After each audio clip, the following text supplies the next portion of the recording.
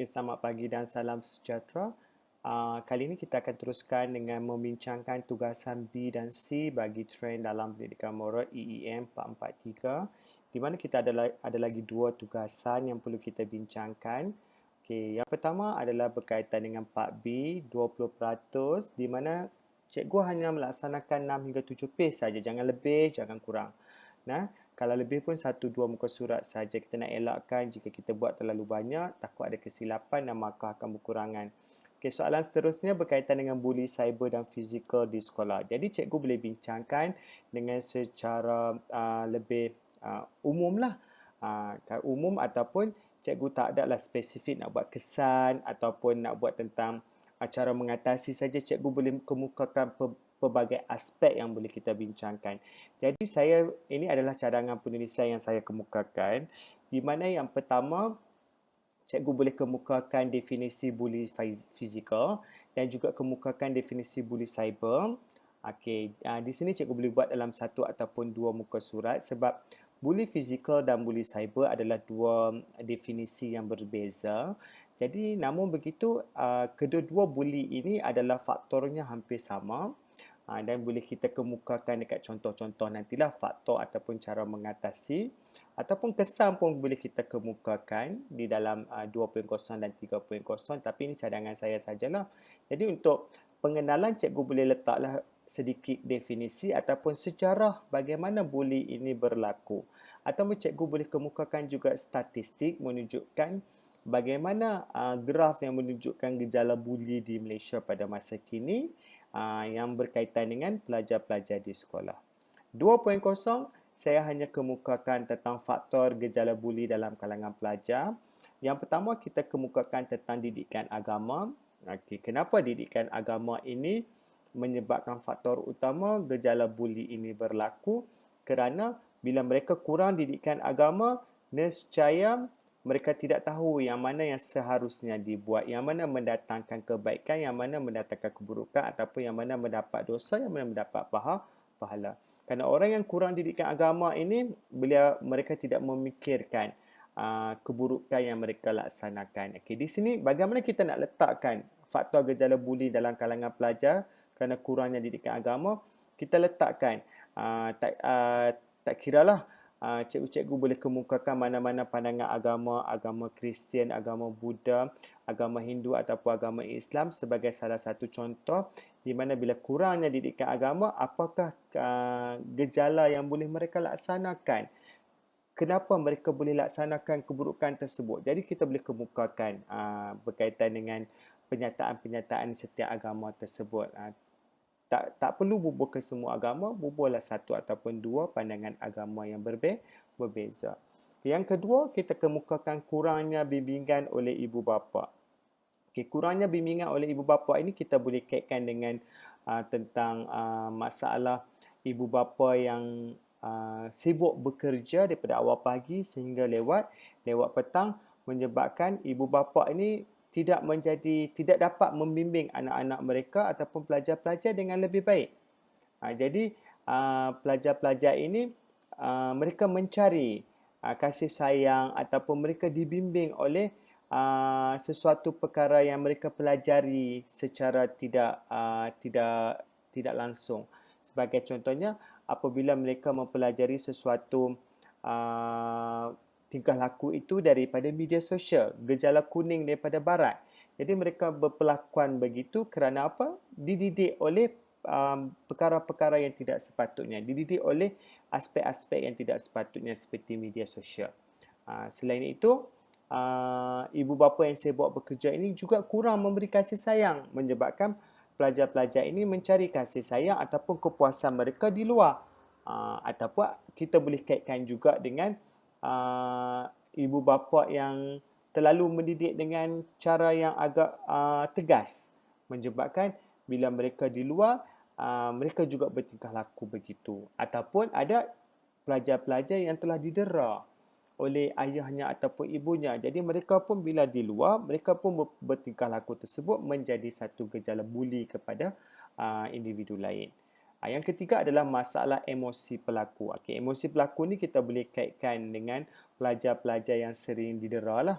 Jadi bila mereka emosi ataupun mereka ini seseorang yang berada dalam kategori pelajar-pelajar yang ada masalah psikologi tersebut, emosi tersebut. Bukan saja didera, mungkin beliau dalam golongan pelajar yang sering dibuli juga, dan bila satu fasa beliau pula akan membuli orang lain. Ini banyaklah perkara-perkara berlaku. Kita boleh lihatlah rujukan-rujukan buku bila berkaitan dengan masalah emosi dan kaitkan dengan buli, memang ada banyak isu-isu yang boleh kita kemukakan. Yang keempat, boleh letakkan faktor pengaruh rakan sebaya. Dan cikgu-cikgu boleh lihatlah rakan sebaya ini merupakan pengaruh besar kepada pelajar-pelajar kita. Kerana apa? Sebahagian harian mereka adalah disebabkan mereka bersama dengan rakan sebaya mereka. Jadi jika rakan sebaya mereka itu baik, baiklah tingkah laku. Namun begitu kita lihat 3/4 pelajar-pelajar yang di sekolah jika mempunyai pengaruh negatif, beliau mampu mempengaruhi 1/4 pelajar yang baik tersebut. Jadi bermakna pengaruh negatif itu sangat berkuasa di sekolah. Jadi bila rakan-rakan yang mempunyai pengaruh negatif tersebut yang suka membuli, jadi individu ataupun pelajar lain pun akan bertingkah laku seperti tersebut. Okey, seterusnya adalah 3.0 saya laksanakan ataupun kemukakan aspek langkah mengatasi. Di sini mudah sikitlah, cikgu boleh banyak idea boleh kemukakanlah. Kita ada kempen anti-bully yang dilaksanakan oleh Kementerian Pendidikan Malaysia di bawah program oleh bimbingan dan kaunseling, itu fakta. Kuat kuasa undang-undang oleh kerajaan bila masalah ataupun gejala buli ini akan diambil tindakan tegas, bukan saja oleh kementerian tapi oleh juga pihak berkuasa undang-undang. Yang ketiga, ibu bapa sentiasa meluangkan masa bersama anak-anak, jadi keluarga bahagia, nescaya anak-anak pun tidak mengalami masalah emosi yang tertekan.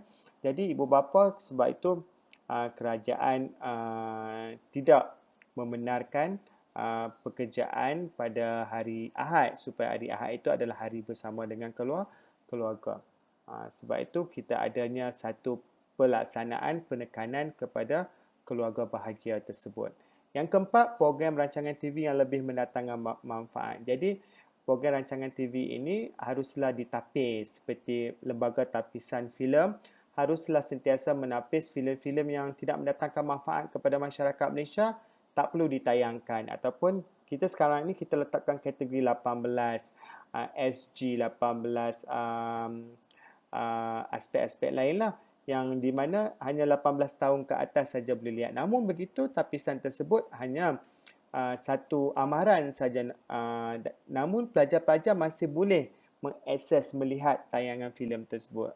Sepatutnya lembaga tapisan filem ini mengharamkan terus filem-filem yang boleh mendatangkan kesan negatif kepada remaja ataupun pelajar kita.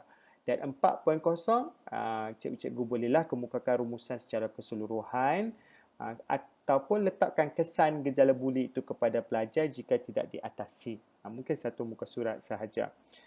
Yang penting, cikgu pastikan gunakanlah format APA system, kemukakanlah contoh-contoh statistik artikel yang lebih relevan, dan cikgu letaklah bibliografi ataupun rujukan bagi setiap tugasan yang diberikan tersebut.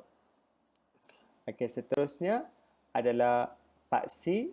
Masih sama juga pembahagian, iaitu 20%, 6 hingga 7 muka surat sahaja. Soalannya, merokok di kalangan pelajar, peranan pendidikan moral. Jadi, ada dua aspek di sinilah. Merokok di kalangan pelajar, apakah peranan pendidikan moral untuk isu merokok di kalangan pelajar tersebut. Okay, ini cadangan penulisan untuk tugasan ataupun tasi ini, paksi ini. Yang pertama, 1.0, cikgu boleh kemukakan definisi rokok. Definisi rokok ini secara umum pun boleh ataupun secara rujukan artikel pun boleh. Dan kedua, cikgu nyatakan kes-kes rokok di sekolah.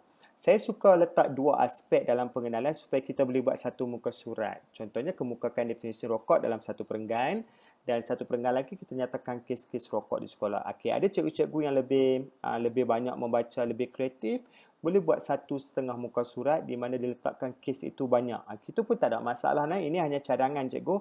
Cikgu boleh buat lebih ekstra lagi, lebih baik, lebih teliti pun lebih baik. 2.0, peranan pendidikan moral dalam mengatasi masalah rokok. Bagaimana pendidikan moral itu dapat memastikan pelajar-pelajar itu mempunyai sesuatu kekuatan supaya dapat mengatasi masalah rokok tersebut. Yang pertama saya kaitkan, pendidikan moral ini menekankan pertimbangan yang wajar ataupun dalam subjek pendidikan moral ini memang kita mendidik pelajar-pelajar dapat membuat pertimbangan moral yang baik. Jadi kita tekankanlah sebab kita tahu di SKP kita, HSP kita memang menekankan aspek-aspek pertimbangan di mana pelajar-pelajar ini harus melalui banyak dilema, banyak isu yang harus mereka fikir dengan lebih matang. Yang kedua, dalam pendidikan moral itu memang kita tekankan nilai-nilai murni yang boleh diamalkan. Di sini cikgu-cikgu boleh kaitkan nilai-nilai murni mana yang boleh kita tekankan kepada masalah merokok. Contohnya nilai murni kasih sayang terhadap harga diri ataupun berkaitan dengan kesihatan. Sebab saya dulu waktu mengajar di sekolah menengah dahulu, lebih kepada nilai-nilai moral, kepada nilai kita ada 16 nilai yang dikongsi ataupun 16 nilai universal yang dikongsi oleh bersama. Jadi banyaklah nilai-nilai yang boleh kita garapkan ataupun kita kemukakan sebagai contoh untuk mengatasi masalah merokok. Tanggungjawab pun boleh di situ. Amanah pun boleh sebagai seorang pelajar. Kita kemukakan. Yang ketiga, ini pandangan cadangan penulisan guru-guru yang terlatih. Kita memang ada guru-guru yang terlatih yang untuk mengajar pendidikan moral yang boleh memberi satu manfaat ataupun memberi satu contoh yang baik kepada pelajar bahawa masalah rokok ini haruslah diatasi. Kita kena tahu guru-guru yang terlatih adalah guru-guru yang mengetahui bagaimana pedagogi sepatutnya diajar kepada pelajar.